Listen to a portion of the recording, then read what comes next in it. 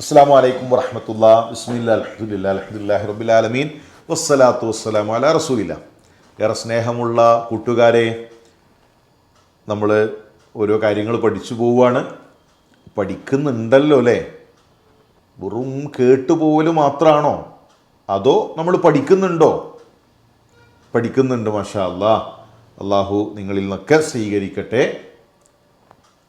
നമ്മൾ നോമ്പ് നോറ്റ് കഴിഞ്ഞാൽ പിന്നെ ഭക്ഷണം കഴിക്കാൻ പാടുണ്ടോ? വെള്ളം കുടിക്കാൻ ഇല്ല. ഭക്ഷണമോ വെള്ളമോ ഒന്നും പാടില്ല. നോമ്പ് തുറന്നു കഴിഞ്ഞാൽ നമുക്ക് കഴിക്കാം. കുറച്ച് നേരം നമ്മൾ വിശന്നിരുന്ന് കഴിഞ്ഞാൽ, ഭക്ഷണം കഴിക്കാതിരുന്നാൽ സ്വാഭാവികമായി ഒരു ഗന്ധം, ഒരു നമ്മുടെ സ്മെല്ല്, ദുർഗന്ധം ചിലപ്പോൾ വായിലുണ്ടാകാറുണ്ട് അല്ലേ? ഇന്ന് നമുക്ക് ബ്രഷ് ചെയ്യാം. നോമ്പുകാരന് ബ്രഷ് ചെയ്യുന്നത് കൊണ്ട് പ്രശ്നമൊന്നുമില്ല. ചില ആളുകൾ അങ്ങനെ തെറ്റിദ്ധരിച്ചിട്ടുണ്ട്. നോമ്പ് നോറ്റാൽ പിന്നെ പല്ല് തേക്കാൻ പാടില്ല എന്ന് തെറ്റിദ്ധരിച്ചവരുണ്ട്. അല്ല, ബ്രഷ് ചെയ്യുന്നത് കൊണ്ടോ പിന്നെ അതിന് പേസ്റ്റ് ഉപയോഗിക്കുന്നത് കൊണ്ടോ ഒന്നും പ്രശ്നമില്ല. പക്ഷെ നമ്മൾ ശ്രദ്ധിക്കണം, വെള്ളം ഇറങ്ങാത്ത രൂപത്തിലാണ് അത്തരം കാര്യങ്ങളൊക്കെ ചെയ്യേണ്ടത്. ഇപ്പോൾ നോമ്പുകാരൻ്റെ വായിൽ നിന്ന് വരുന്ന ഗന്ധം, റസൂലുള്ളാഹി സ്വല്ലല്ലാഹു അലൈഹി വസല്ലം തങ്ങൾ പറഞ്ഞു, വല്ലദീ നഫ്സു മുഹമ്മദിൻ ബിയദി, അള്ളാഹു തന്നെയാണ് സത്യം. അപ്പോൾ സത്യം ചെയ്യേണ്ടത് ആരുടെ പേരിലാണ്? അള്ളാഹിൻ്റെ പേരിലാണ്. ചില ആളുകൾ പറയും രണ്ട് മലക്കാണ് സത്യം. മലക്കാണ് സത്യം എന്ന് സത്യം ചെയ്യാൻ പാടുണ്ടോ? ഉമ്മയാണ് സത്യം. ഉമ്മാന് ഇഷ്ടമാണ്, പക്ഷെ ഉമ്മയാണ് സത്യം എന്ന് പറയാൻ പാടില്ല. ഉപ്പയാണ് സത്യം.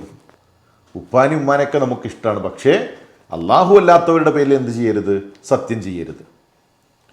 റസൂലുള്ളാഹി സത്യം ചെയ്തത് കണ്ടില്ലേ? അള്ളാഹു തന്നെയാണ് സത്യം. ലഖലൂഫു ഫമിസ്സാഇമി അത്യബു ഇൻദല്ലാഹി മിൻ റീഹിൽ മിസ്ക്.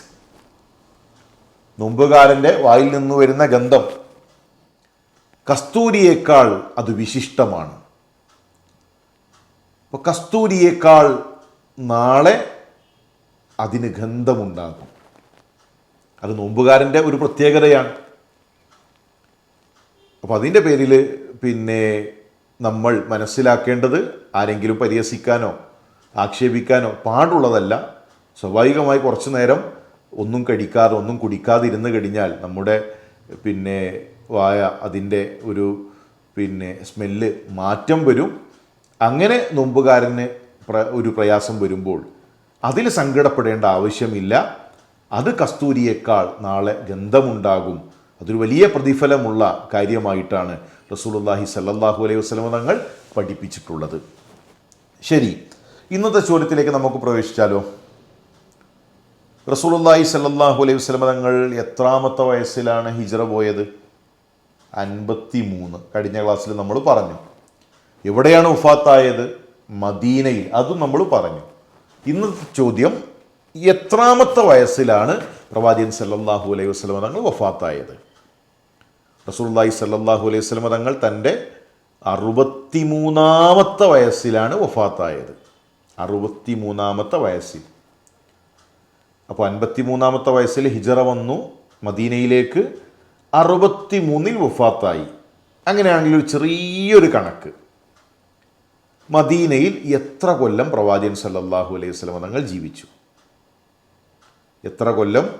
നമ്മുടെ ക്ലാസ്സിൽ അത് വന്നു പോയിട്ടുണ്ട്, എങ്കിലും നിങ്ങളൊന്ന് ഒരു കണക്കൊന്ന് ചെയ്തു നോക്കാനാണ്. എത്ര കൊല്ലം പ്രവാചകൻ സല്ലല്ലാഹു അലൈഹി വസല്ലം തങ്ങൾ മദീനയിൽ ജീവിച്ചു? 40 വയസ്സിലാണ് പ്രവാചകന് നബുവത്ത് കിട്ടിയത്. എങ്കിൽ നബുവത്തിന് ശേഷം റസൂലുള്ളാഹി എത്ര കൊല്ലം ജീവിച്ചു? ഇതൊന്ന് നമ്മൾ കണക്ക് കൂട്ടി നമ്മുടെ പുസ്തകത്തിൽ ഒന്ന് എഴുതി വെക്കുക. അപ്പോൾ ഇൻഷാ അല്ലാഹ് നമുക്ക് കാണാം. അള്ളാഹു അനുഗ്രഹിക്കട്ടെ. അസ്സലാമു അലൈക്കും